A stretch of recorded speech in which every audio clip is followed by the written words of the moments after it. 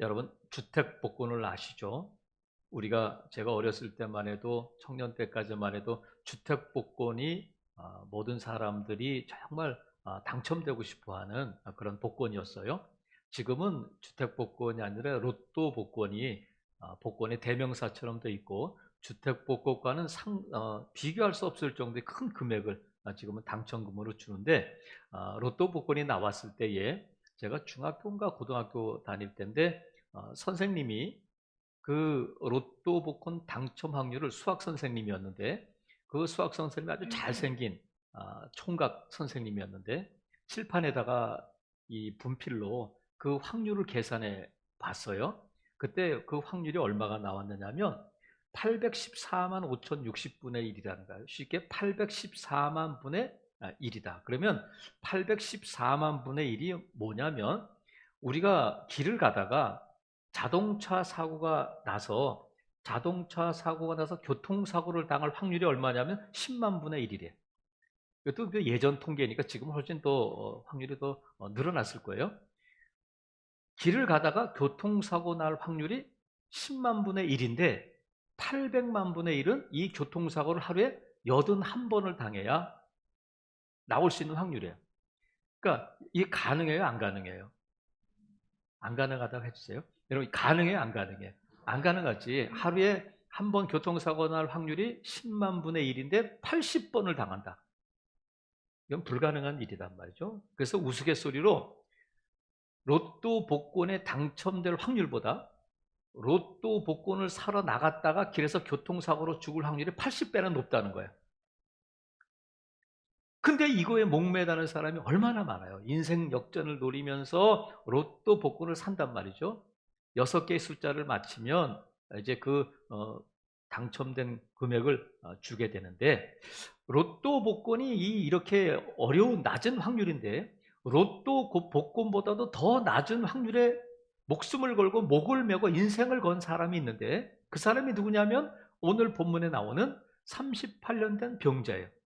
이 38년 된 병자가 어디에 있냐면 베데스다라고 하는 연못가에서 누워 있는데, 거기는 이 사람만 있는 것이 아니라 각색 병든 자들이 지금 그 연못 주변에 포진하고 있는데, 오늘 본문에 있는 것처럼 많은 병자, 맹인, 다리 저는 사람, 혈기 마른 사람, 여러 가지 질병이 있는 사람들이 그 연못가에 있는데, 왜 그러냐면 베데스다의 전설 때문에 그래요. 베데스다 연못에 얽혀있는 내려오는 전설이 있는데, 그 전설이 뭐냐면 천사가 내려와서 물을 이렇게 움직일 때에 제일 먼저 들어가는 사람은 어떤 병이든지 낫게 된다는 전설 따라 삼천리 같은 전설이 있다는 거예요.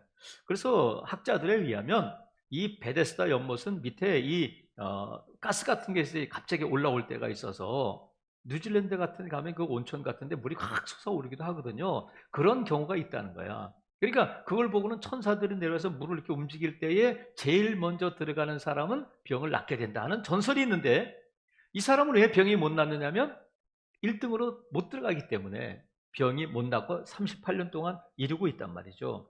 이 베데스다라고 하는 이 이름의 뜻은 뭐냐면 자비의 집, 은혜의 집, 이런 뜻이에요. 그러면 여러분, 이게 전설인데 이 38년 된 병자가 그 연못에 들어가서 병 나은 사람을 봤을까? 실제로 그 연못에 들어갔다가 병 나은 사람이 있었을까? 전설은 그런데 저는 없다고 봐요. 왜냐하면 이 사람은 1등으로 들어갈 수가 없어. 걸을 수가 없으니까. 그러면 이 사람이 만약에 누군가가 들어가서 자기와 같은 병을 앓고 있는 사람이 나았다는 것을 보았다면, 들었다면 이 사람은 죽었을 거야. 왜 죽느냐면 억울해서, 원통해서, 미움 때문에, 원망 때문에 그는 죽었을 거예요. 근데 그는 아직도 살아있단 말이죠. 이 베데스다에 누가 오셨느냐면 예수님이 오셨어요. 여러분 보세요. 이 베데스다는 자비의 집, 은혜의 집인데, 자비가 없는 무자비의 집이 돼버렸어. 은혜가 없는 집이 돼버렸어요. 이름에는 걸맞지 않게. 왜 그러냐면 지금 이 베데스다 연못가에는 그 전설 때문에 많은 병자들이 모여 있는데, 만약에 물이 언제 동할지 모르잖아요. 언제 새벽 1시에 할지, 아니면 낮에 할지, 아니면 사이렌을 통해서 알려주는 것도 아니고 계속 그것을 지켜보다가 확 뛰어들 수 있는 사람은 누구냐면 가장 건강한 사람. 그러니까 손목이 좀 아프다든가 아니면 피부병이 있다든가 뛰어다니는데 전혀 지장이 없는 사람이 제일 먼저 들어갈 거예요. 그러니까 자비는 뭐냐면 내가 들어갈 수 있지만 더 나보다 아픈 사람을 위해서 그 자리를 양보할 수 있으면 그게 자비잖아요. 내가 제일 먼저 뛰어 들어갈 수 있는 가장 좋은 자리에 앉아 있지만, 자리를 차지하고 있지만 저렇게 움직일 수 없는 사람이 있으니까 일로 오세요 해가지고 그 자리를 양보하고 1등의 자리를 양보할 때에 자비가 있는 건데, 과연 그것이 가능할까? 여러분이라면 어떻겠어요? 여러분이 지금 그 베데스다 연못에 물이 동했어. 그러면 저 사람이 들어가야 되겠다고 양보할 수 있겠어요? 그럴 수는 없어요. 제일 먼저 뛰어 들어간 사람은 누구냐면 제일 덜 아픈 사람이 뛰어 들어갈 수 있단 말이죠. 그리고 이 38년 된 병자는 왜 못 들어가냐면 도와줄 사람이 없어. 자기 힘으로 걷고 자기 힘으로 움직일 수 없는데 누군가가 옆에서 도와줘야 되는데 가족도 없고 친구도 없고 버림받은 존재예요. 여기에 무슨 자비가 있겠어요? 내가 도와줄게요. 내가 지켜보다가 내가 제일 먼저 당신을 저 물에 들어가게 해줄게요 하고 자원봉사하는 사람도 없고, 이 38년 된 병자는 자비 가운데 있는 것이 아니라 무자비함과 폭력 가운데 노출되어 있는 그런 형편 가운데 있단 말이죠. 그러니까 베데스다는 자비의 집, 은혜의 집인데 그 실상은 무자비하고 은혜가 없는 그런 집이 되어버렸어요. 그곳에 누가 오셨느냐면 예수님께서 오셨어요. 예수님께서 오셔서 이 38년 된 병자를 보고 그 병이 오래된 것을 아시고 물어보셨어. 뭐라고 물어보셨냐면 내가 낫고자 하느냐. 예수님은 당연한 것을 왜 물어보셨을까? 이 병자는 오래됐다. 예수님도 아셨어. 근데 몇 년 됐느냐면 나중에 보니까 38년 됐다는 거예요. 38년 동안 이 병을 앓고 있는, 점점 중해져 가고 있는 이 사람이 과연 38년 동안 나도 나을 수 있다, 나도 낫고 싶다 하는 그 간절한 소망을 아직도 갖고 있을까? 그리고 예수님께서 내가 낫고자 하느냐는 그 질문은 예수님이 고쳐줄 수 있지만 내가 원해야 된다는 거예요. 내 안에 간절함이 있어야 된다는 거예요. 그러니까 우리가 뭔가를 이루고자 하면 우리 안에 간절함이 있어야 돼요. 아주 오래된, 아주 심각한 그런 문제가 우리 앞에 있을 때에 오래되다 보면 긴 병에 효자 없다고 그냥 그렇게 사는 거야. 포기하고 사는 거예요. 하지만 예수님 물어보셔. 너 낫고자 하느냐? 근데 이 사람은 네, 그렇습니다, 고쳐주세요 이렇게 하지 않고 자신의 믿음을 고백해요. 이 사람이 믿음을 고백하는데 무슨 믿음이냐면 베데스다 연못에 대한 믿음이야. 베데스다 연못에 대한 믿음, 전설에 대한 믿음을 예수님께 말하는 거예요. 저 연못에 들어가기만 하면 병이 나아요. 1등으로 들어가기만 하면 어떤 병이든지 나을 수 있어요 하는 그 전설을 믿고 있는 거예요. 그러면서 그것을 예수님께 말해요. 그건 자신의 간절함이 표현이기도 해. 네, 낫기를 원합니다 하는데 나는 못 낫고 있어요. 왜냐하면 나를 저 연못에 들여보내는 사람이 없어서 그래요. 그러니까 베데스다 연못을 철저히 믿고 있는 거예요. 베데스다 연못에 내려오는 그 전설을 믿고 있는 거예요. 근데 예수님께서 야, 그거 믿으면 안 돼. 그건 무속신앙이야, 미신이야, 그런 거 믿으면 안 돼, 그렇게 말씀하시지 않고 그냥 고쳐주셨어. 그 38년 된 병자를 고쳐주셔서 걸어가게 하셨어요. 일어나게 하셨단 말이죠. 그런데 이 병자는, 고침받은 병자는 예수님이 누구신지를 몰랐어요. 그러니까 예수님에게 기도하지도 않고 예수님께 고쳐달라고 애원도 안 했어요. 다만 베데스다 연못에 들여보낼 사람을 찾고 있는데 예수님께서 그 병 고침을 받은 다음에 성전에서 만났어요. 그 사람을 성전에서 만났을 때 예수님이 그 사람에게 뭘 말씀해 주시냐면, 뭘 가르쳐 주시냐면 내 병의 원인이 뭔지 그 진단명을 알려 주셔요. 그리고 어떤 처방을 가지고 병을 고쳐주셨는지를 말씀해 주셔요. 자, 이 병자의 병의 원인이 뭐냐면 죄 때문이라는 거예요. 자, 14절. 그 후에 예수께서 성전에서 그 사람을 만나 이르시되 보라, 내가 나았으니 더 심한 것이 생기지 않게 다시는 죄를 범하지 말라 이렇게 말씀하셨어요. 그러니까 이 38년 된 병자는 원인을 몰랐어요. 그러니까 의사도 찾아다니고 여기저기 약도 먹어보고 음식도 먹어보고 운동도 해보고 안 해본 게 없을 거 아니에요. 38년인데. 그런데 이 병의 원인이 죄 때문이라는 것을 상상도 못했어요. 그런데 예수님께서 죄 때문이다 이렇게 말씀하셨단 말이죠. 그래서 예수님께서 처방을 뭐를 내려주시냐면 죄의 문제를 해결해야 된다. 이 병자는 몰랐지만 오늘 이 본문을 통해서 저와 여러분은 알게 된 거예요. 병의 원인과 그 진단과 그 처방을 알게 된 거예요. 죄가 있다면 회개해야 그 죄가 해결되고 씻김받을 수 있다는 거예요. 예수님께서 이 병자에게 내가 낫고자 하느냐 할 때 이 낫는다 하는 단어는 단순하게 몸이 건강해진다, 육체적인 질병을 고친다 이런 뜻도 있지만 건강이 회복되다 이런 뜻이 있어요. 그러니까 저와 여러분의 삶 가운데서 예수님께서 이 아침에 저와 여러분에게 내가 낫고자 하느냐 이 질문 가운데는 내가 아주 오랫동안 정말 심각하게 이제는 잊어버린 것처럼 하지만 그냥 익숙해져 있는 그 문제가 회복되고 새롭게 될 줄로 믿느냐, 그것을 원하느냐 이 질문이란 말이죠. 그래서 저와 여러분이 아주 오래된 익숙해진 문제, 어떤 분은 가정이 회복되기를 원하고 어떤 분은 재정이, 어떤 분은 건강이, 어떤 분은 나는 믿음이 회복되기를 원합니다. 나는 관계가 회복되기를 원합니다. 하나님 나는 내 안에 기쁨이 회복되기를 원합니다. 하나님 난 기도가 좀 되기를 원합니다. 회복되기를 원하는 부분들이 누구에게나 있을 텐데 예수님께서 이 부분에 대해서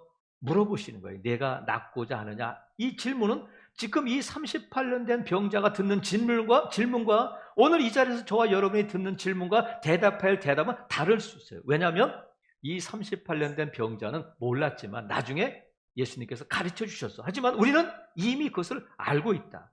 그래서 우리가 정말 내가 낫고자 하느냐 하는 이 질문은 내가 회복되기를 원하느냐, 내가 잘 되기를 원하느냐 이 질문에 대해서 예수님께서 네, 주님 낫기를 원합니다. 그렇다면 이렇게 해라 하면서 그 진단과 처방을 내려주셨단 말이죠. 여러분 낫고자 하는 이 질문에 대해서 우리가 네 주님 낫기를 원합니다. 전부 그렇게 대답하신 줄 알아요. 그렇다면 이렇게 해라. 뭘 해야 되냐면 먼저는 회개하라는 거예요.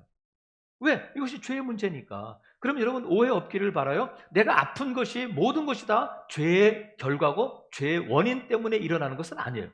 하나님의 영광을 위한 것도 있고 여러 가지 문제, 내가 잘못한 것도 죄죠. 내가 과의식하고 과음하고 내 몸을 막 돌보지 않은 것 때문에 병이 날 수 있어요. 그리고 반면에 내가 병든 것이, 내 아픈 것이 죄와는 전혀 상관이 없다고 말할 수도 없어요. 근데 오늘 본문에 예수님은 죄 때문에 내가 병들었다 이렇게 말씀하셨어요. 그러면 이 죄의 문제를 해결해야 되는데 죄의 문제는 약으로 안 되잖아요. 음식으로 안 되잖아요. 죄 씻김을 받을 수 있는 것은 온전히 하나님만이 그 죄 사함을 하실 수 있는데 지금 예수님께서 그 문제를 해결해 주셨단 말이죠. 만약에 이 38년 된 병자가 누구의 도움을 받아서 마침 물이 막 움직일 때 제일 먼저 들어갔어요. 그럼 병이 나았을까? 나을 수 없어요. 왜냐하면 이것은 죄의 문제이기 때문에 베데스다 연못의 물이 죄를 씻어줄 수는 없단 말이죠. 그래서 여러분 왜 이 죄의 문제가 심각하냐면 죄의 배후에는 반드시 사탄이 있기 때문에 그래요. 이 죄의 배후에는 사탄이 있기 때문에 우리가 이 죄를 짓지 않고 이 죄의 문제를 회개함으로 해결해야 되는데 주님 말씀, 하나님께서 사도 바울을 통해서 말씀하실 때 분을 내되 죄는 짓지 마라. 우리가 화를 낼 수 있잖아요. 우리 안에 거룩한 분노도 있어요. 내가 왜 이럴까? 나에 대한 분노 때문에 내가 절제할 수 있어요. 내가 사회에 대한 분노 때문에 더 믿음을 지켜나갈 수 있어요. 분노는 에너지야. 그런데 내가 다른 사람에 대해서 나쁜 분노를 통해 화가 났을 때에 가슴에 품고 있지 말라는 거예요. 왜냐하면 마귀가 틈을 탄다는 거예요. 마귀가 틈을 타는데 마귀는 죄와 상처를 틈타고 우리 안에 들어와요. 들어와서 뭘 하냐면 도적질하고 죽이고 멸망시키는 일을 해. 빼앗는 일을 해요. 그래서 마귀가 하는 일, 악한 영이 우리 안에서 무슨 일을 하냐면 나쁜 일을 더 나쁘게 해. 좋은 일을 좋게 하는 것이 아니라 나쁜 일이 생기면 더 그것을 악화시키고 결국은 멸망시키는 쪽으로 끌고 간단 말이죠. 그래서 이 죄의 문제를 반드시 해결해야 되는데 이 38년 된 병자는 그 방법을 몰랐잖아요. 죄 때문이라 하더라도 그 죄를 어떻게 할 것인가? 랍비를 찾아갈 것인가? 아니면 의사를 찾아갈 것인가? 몰랐는데 우리는 알잖아. 우리는 죄를 지었을 때 어떻게 하냐면 주님 말씀하신 것처럼 회개해라. 회개하면 하나님이 용서 못하실 죄가 없다. 너희 죄가 주홍빛 같을지라도 양털처럼 희게 될 것이다. 동에서 서가 먼 것처럼 내가 너를 죄를 기억조차 안 하겠다. 우리 주님이 말씀하셨어요. 죄를 용서할 수 있고 우리 죄를 씻어줄 수 있는 것은 예수님의 보혈밖에 없다. 하나님께서 우리 죄를 용서해 주실 수 있어요. 그러니까 저와 여러분이 죄의 문제가 있을 때에 내가 병 들었을 때 내가 오래된 아주 문제 앞에서 정말 우리가 질문해야 될 것이 뭐냐면 죄 때문이 아닐까. 그렇다면 우리가 그 죄에 대해서 회개해야 된단 말이죠. 사도들이 성령 충만해서 막 복음을 전할 때에 예수님을 전할 때에 유대인들이 그 복음 전하는 것을 듣고는 우리가 어떻게 하면 좋겠습니까? 물어봤어요. 그랬더니 뭐라고 말하냐면 너희가 회개하고 돌이켜 너희 죄 없이함을 받으라. 이같이 하면 새롭게 되는 날이 주 앞으로부터 이를 것이요. 이렇게 말씀하셨어요. 너희가 회개하고 돌이키면 죄 없이함을 받으면 새롭게 되는 날이 온다. 근데 이 새롭다는 단어를 개역성경, 전에 있던 우리 개역성경에는 뭐라고 표현하면 유쾌하게 되는 날이 온다. 근데 이 새롭게 된다는 단어에는 상쾌하다는 뜻도 있어요. 또 시원하다 그런 뜻도 있어요. 다른 말로 하면 너희가 돌이켜 너희 회개하고 돌이켜 너희 죄 없이함을 받으라. 이것 하면 너희 삶이 너희 인생이 너희 하루하루가 시원하게 된다. 유쾌, 상쾌, 통쾌하게 된다. 이것을 가로막고 있는 것이 죄이고 죄의 배후에서 악한 영이 역사하고 있단 말이죠. 살아계시는 성도 여러분, 우리가 오늘 이 아침에 내가 낫고자 하느냐? 우리 주님이 물어보시잖아요. 그런데 주님이 진단과 처방도 가르쳐 주셨어. 그래서 우리가 정말 이 질문에 답한다면 여러분 회개할 수 있기를 바랍니다. 아유 회개할 것이 없어. 그럼 주님 앞에 무엇을 회개해야 될지를 물어보시기를 바라요. 하나님 용서해 주세요. 어떤 목사님은 그러시더라고요. 성경을 읽다가 회개하라 그런 말씀을 읽었는데 회개할 것이 없더라는 거야. 근데 하나님은 회개하면 유쾌, 상쾌, 통쾌하게 해주신다니까 이걸 회개해야 되는데 어떻게 하면 좋을까? 그래서 기도할 때마다 하나님 용서해 주세요. 하나님 잘못했어요. 내용은 잘 모르니까. 여러분 보세요. 제가 말씀드렸지만 제가 신학교에 다닐 때는 새벽 기도하죠. 11시 반인가 채플하죠. 저녁에 모여서 또 기도하죠. 배우는 게 뭐야? 하나님에 대해서 배우잖아. 그리고 금요일날 학교에서 나오면 교회 와서 금요 심야기도 나오죠. 토요일날 사역하죠. 주일날 사역하죠. 그 다음에 학교 가죠. 똑같은 삶이야. 그러다 보면 무슨 생각이 드냐면 제가 하루는 새벽 기도를 하는데 회개할 것이 없는 거예요. 하나님, 저는 보세요. 월요일부터 금요일까지 예배를 하루에 3번 하고 기도하고 말씀 배우고 또 교회 가서 사역하고 또 오고 이러는데 회개할 것이 없더라는 거예요. 근데 하나님 뭘 깨닫게 해주시냐면 그것 자체가 죄다. 나를 의인으로 생각하는 거예요. 그러니까 목회를 하다 보면 뭘 회개해야 될지를 모를 때가 있어요. 근데 그 목사님이 회개하면 하나님께서 우리에게 은혜 내려주시고 우리를 새롭게 하신다니까 시원하게 하신다니까 그냥 기도했대요. 하나님 용서해 주세요. 잘못했어요. 계속해서. 그런데 하나님께서 어느 날 얼마나 이 죄를 깨닫게 하시고 그로 말미암아 성령으로 충만케 하시는지 그걸 간증하시더라고요. 여러분, 내가 구체적으로 죄의 문제가 기억나지 않으면 그걸 위해서 기도할 수 있기를 바라요. 하나님 용서해 주세요. 하나님 잘못했어요. 내 죄를 알게 해주세요. 그러면 하나님께서 성령을 통해서 죄를 깨닫게 하시고 또 사죄의 은총을 부어주실 줄로 믿습니다. 그때에 치유와 회복과 시원하게 되는 역사가 일어나게 될 줄로 믿습니다. 그래서 회개하면 끝나는 것이 아니라 회개한 다음에는 뭘 해야 되냐면 그 죄의 배후에서 역사하는 악한 영을 대적해야 돼. 회개하고 대적해야 돼. 우리가 회개하면 우리 안에는 악한 영이 저절로 나가거나 빠이빠이 하고 그러지 않아요. 불법적으로 우리 안에 들어왔던 것들이 이제는 합법적으로 우리 안에 들어왔던 것들이 이제 불법이 되니까 내가 죄를 지어서 합법적으로 내 안에서 역사하던 악한 영들이 내가 하나님 앞에 회개하고 죄 씻음을 받고 용서함을 받으면 이제는 내 안에 있어야 할 이유가 없어지는 거예요.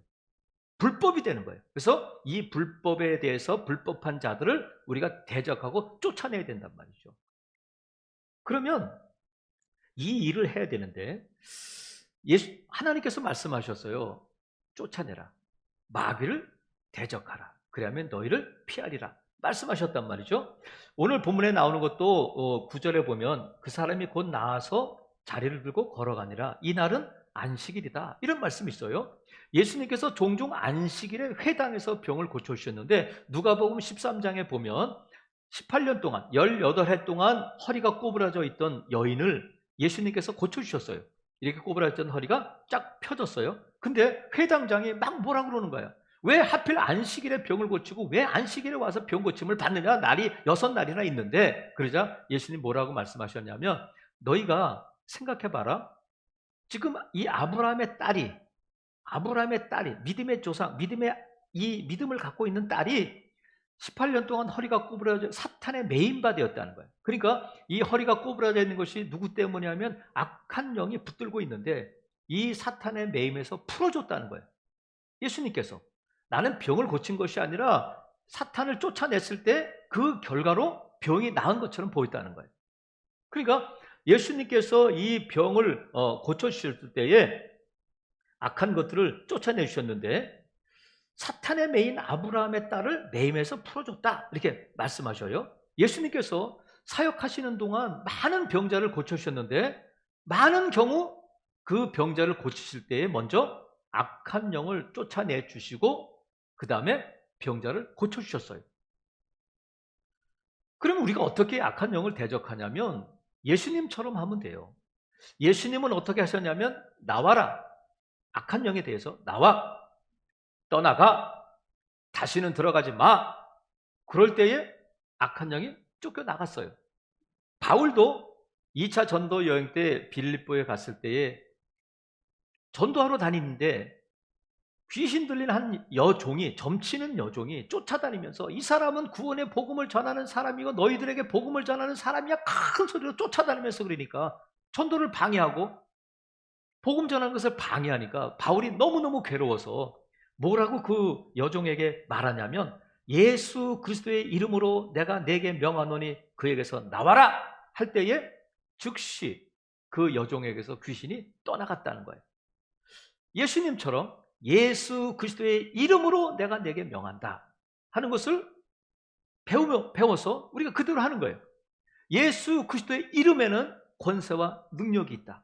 내가 하는 것이 아니라 내 힘이 아니라 사도 바울도 예수 그리스도의 이름으로 내가 네게 명하노니 그래서 나와라. 악한 영은 나와라. 떠나가라. 이렇게 명령하고 선포할 때에 그 명령대로 이루어진 줄로 믿습니다. 그래서 예수 그리스도의 이름이 왜 권세와 능력이 있느냐면 예수님께서 살아계시기 때문에 그래요. 예수님이 우리가 죽은 자의 이름을 주신 것이 아니라 전가의 보도처럼 조조처럼 죽은 자의 이름이 아니라 예수님은 부활하셔서 살아계신 지금도 역사하시는 우리를 위해서 중보하실 뿐만 아니라 우리 안에 영으로 계셔서 동일하게 지금 이 본문에 또 사도 바울을 통해서 역사하신 그 주님이 베드로를 통해서 역사하신 주님이 여전히 우리와 함께 하실 뿐만 아니라 그 예수님의 이름의 권세와 능력은 여전한 줄로 믿습니다. 그래서 바울이 해서 됐다면 우리도 되는 거예요. 왜? 바울도 예수 그리스도의 이름으로 했으니까. 그래서 여러분 예수 그리스도의 이름을 많이 사용할 수 있기를 바라요. 뒀다 어디다 쓰시겠어? 예수 그리스도의 이름으로 명령하고 선포할 때에 회개했다면 대적해서 악한 것을 쫓아내야 된다. 그럴 때 여러분 우리 안에 자유가 임하게 될 줄로 믿습니다. 그 다음에 회개하고 우리가 대적해서 쫓아냈다면 뭘 해야 되냐면 자 오늘 보세요. 8절에 보니까 예수께서 이르시되 일어나 내 자리를 들고 걸어가라. 이제 더 이상 이 베데스다 연못에 있지 말고 걸어서 가라. 집으로 가라. 세상을 향해서 가라는 거예요. 더 이상 여기 너희가 있을 곳이 아니다. 이제는 가라는 거야. 그래서 여러분 예수님께서 이 사람을 세상으로 집으로 보내는데 세상은 어떤 곳이냐면 지금 2000년 전의 세상과 지금 세상과 모든 것이 달라졌지만 세상은 여전히 세상이에요.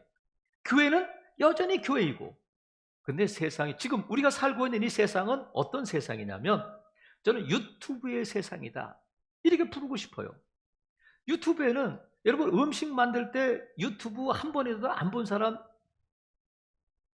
사람은 있어도 한 번만 본 사람은 없다, 그런 말 많이 쓰잖아. 유튜브 자주 봐요.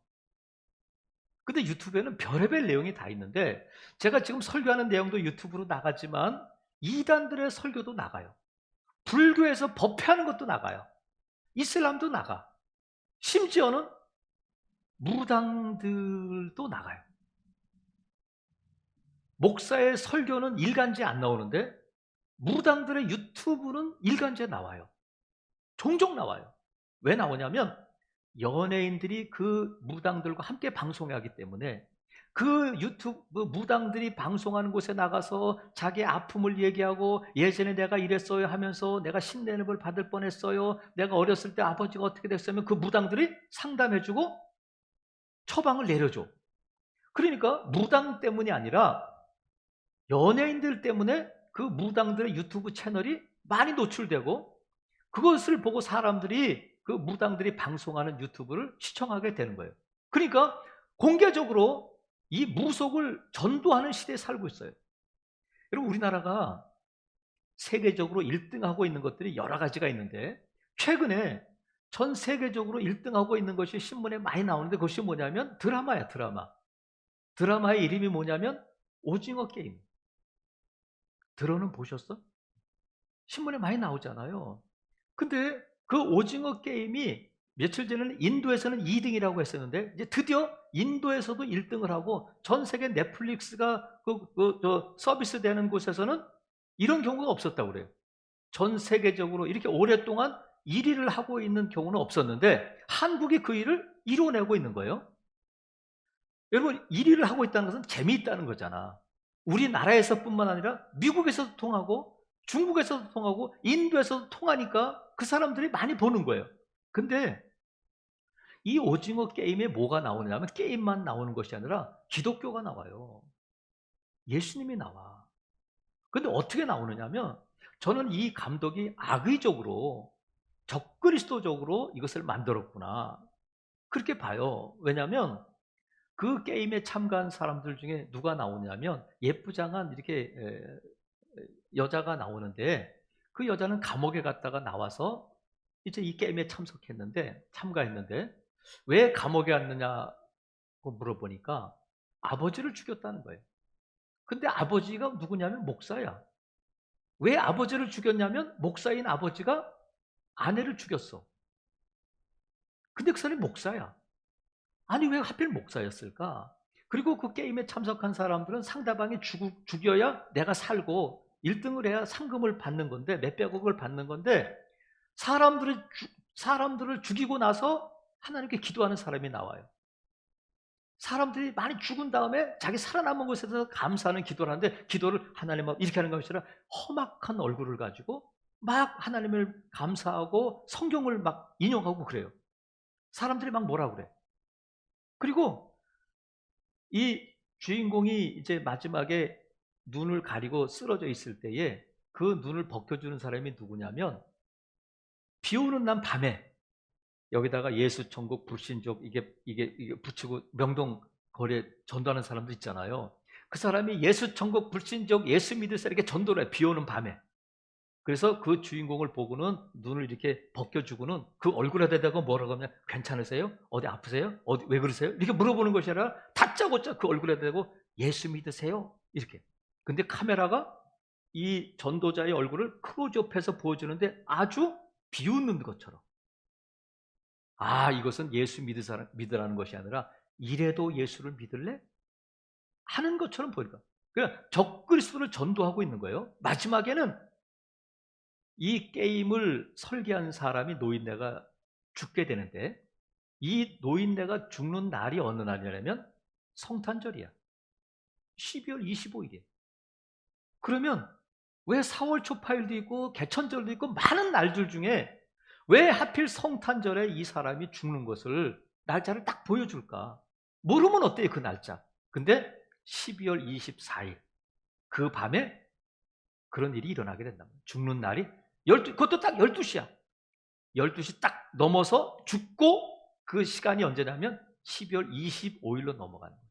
저는 그걸 보면서 전 세계 사람들이 가장 재미있게 본 드라마인데 넷플릭스에 가입한 사람이 2억 명이 넘는다는데 이 드라마를 본 사람들이 기독교에 대해서 어떤 감정과 어떤 생각을 갖게 될까?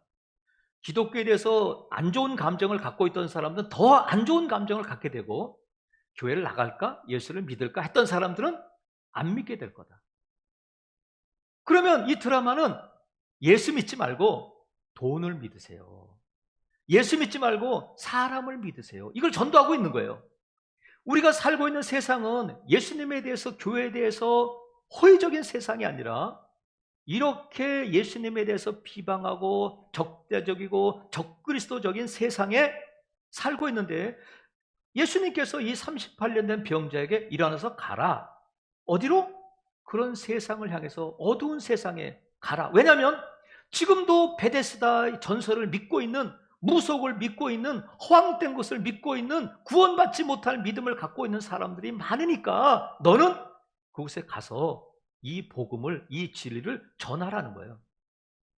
일어나서 자리를 들고 걸어가라 말씀하신단 말이죠. 그래서 너가 베데스다에 있었는데 자비의 집, 은혜의 집에 있었지만 실상은 무자비한 집이고 은혜가 없는, 원망이 있고 폭력이 있는 집이지만 진정한 베데스다 되는 예수님을 만나서 내가 병고침을 받고 내가 새롭게 되었으니까 여러분 베데스다 믿지 말고 참된 베데스다 되는 예수님을 믿으세요 하고 예수님을 전하는 자가 되라는 거예요. 사랑하시는 성도 여러분, 이 세상은 어둠이라고 그러잖아요. 근데 어둠을 이길 수 있는 것은 빛밖에 없어요. 예수님은 빛으로 이 세상에 오셨어요. 그래서 이 세상을 밝히시는데 이 세상이 빛을 안 받아들인단 말이죠. 그래서 그 일을 누구에게 맡기셨냐면 저와 여러분, 빛을 경험하고 빛 대신 예수님을 모시고 사는 저와 여러분에게 너희는 모든 민족으로 제자를 삼으라. 땅끝까지 가라. 이렇게 저에게 사명을 주셨단 말이죠. 사랑하시는 성도 여러분, 예수님께서는 이 38년 된 병자를 어떻게, 무엇으로 고치셨냐면 말씀으로. 일어나 자리를 들고 걸어가라. 이 말씀으로 고치신 거예요. 예수님은 말씀이신데 예수님은 살아계시고 이 말씀은 살아있고 활력 있는 능력의 말씀인 줄로 믿으시기를 바랍니다. 그래서 우리가 이 예수님께 답이 있고 이 말씀 속에 길이 있다는 것을 우리가 믿잖아요.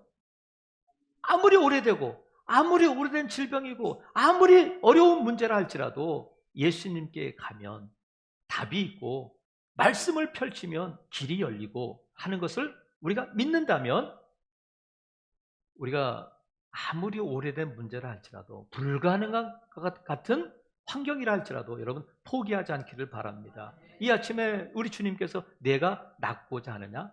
예수님께서 보시고 이 병이 오래된 것을 아셨어요. 여러분 38년 동안 기도한 것이 있어요?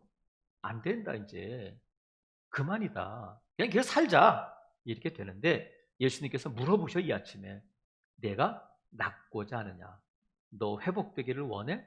너 새롭게 될 줄로 믿어? 이렇게 물어보신단 말이죠. 여러분 저와 여러분의 대답은 네 주님 낫기를 원합니다. 이런 대답인 줄로 믿어요? 그렇다면 회개해라. 그리고 악한 영을 대적해라. 그리고 세상으로 가라. 이렇게 말씀하신단 말이죠.